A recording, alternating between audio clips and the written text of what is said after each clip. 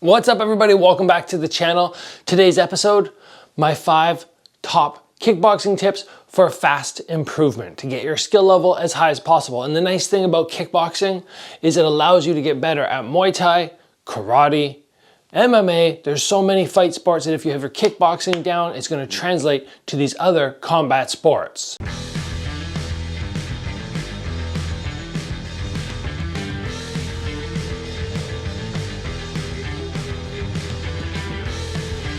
So if you are in the early stages of your martial arts career, by early, I mean, okay, I've probably been training for somewhere between a month up to a year and a half. If you're in that stage, there is still a lot of time for dramatic improvement, and we want to make that happen as fast as possible. But if you're not taking the steps, which I'm going to list out today, you're not implementing them into your training, your level is not going to go as quick as it could be. We want to just skyrocket up there. And the points that I'm going to touch on today are so important, but surprisingly not focused on by every instructor. That doesn't mean they're doing things wrong, they just have their own way. But if you can add these in your own training or change your mindset, it's going to make a world of difference. The very first thing that I want you to focus on is developing your balance. I have had people say time and time again when I spar them, doesn't matter if they're guys from Thailand, boxing opponents, doesn't really matter.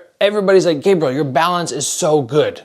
Like if we're trying to throw you, Muay Thai guys are like, you're just so hard to toss.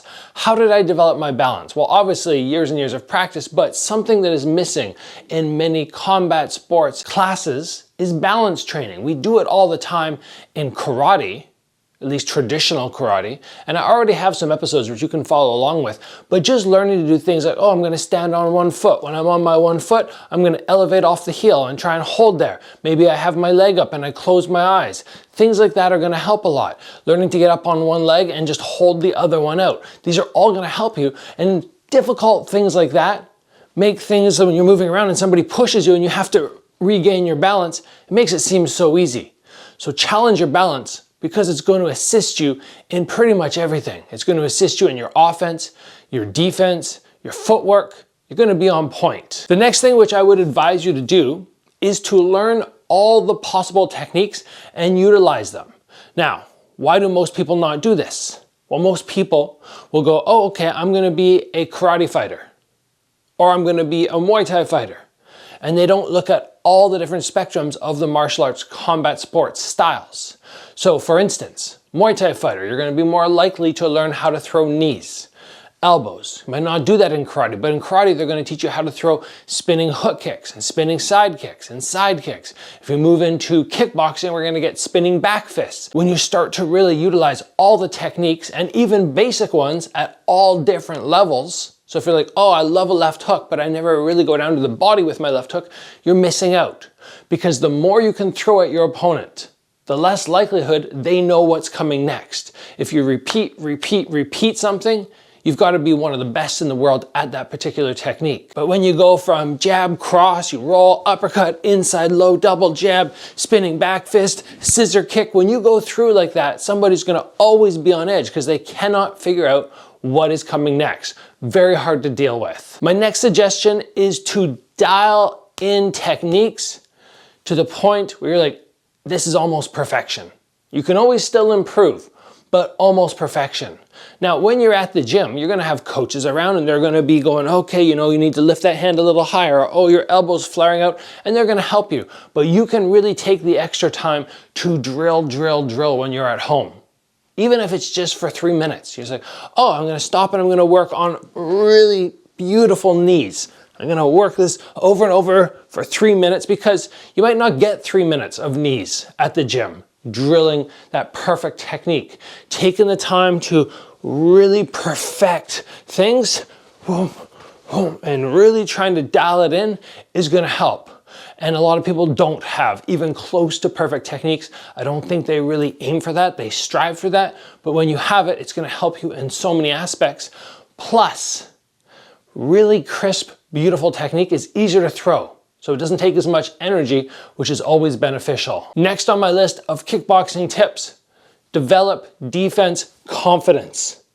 And I'm going to have my course coming out fairly soon on that. I'll have a link down below for the wait list. But in general, a lot of people do not look confident in defense. And if you can't just put your back against the wall and say, oh, throw at me for 2 or 3 minutes and be in there and be relatively relaxed, your defense is not as good as it should be. And when your defense is very strong, you can then open up on your offense because you know all the possible scenarios. If I come forward with a jab and I throw, I need to know, oh, should my head have been off the center line? Should I have stepped out to this side? Where should this hand be? Where should this hand be? What potential shots as I enter are going to be the threats? If they come with a left hook and I'm coming with my jab, I'm like, oh, I'm covered. But if they come with an overhand, I know, okay, I have to make an adjustment.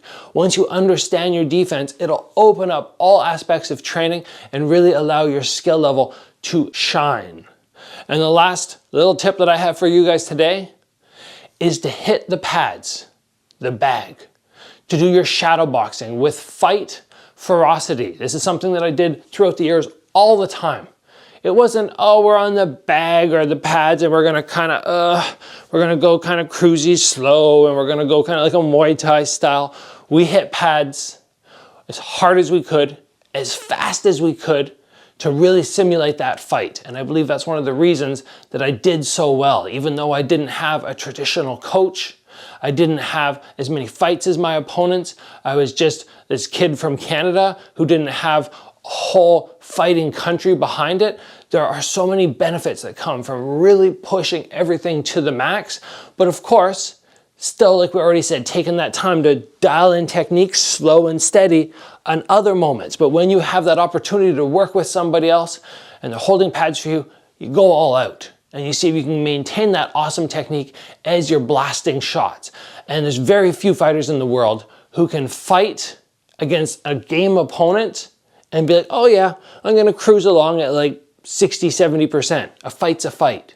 You might as well train the way you have to put the energy out when you're actually up against someone. So right there are 5 tips that if you actually employ them, they will help your skill levels skyrocket. Your kickboxing will just go up. And remember, if your kickboxing skill levels rise, your Muay Thai will get better, your MMA will get better, karate will get better.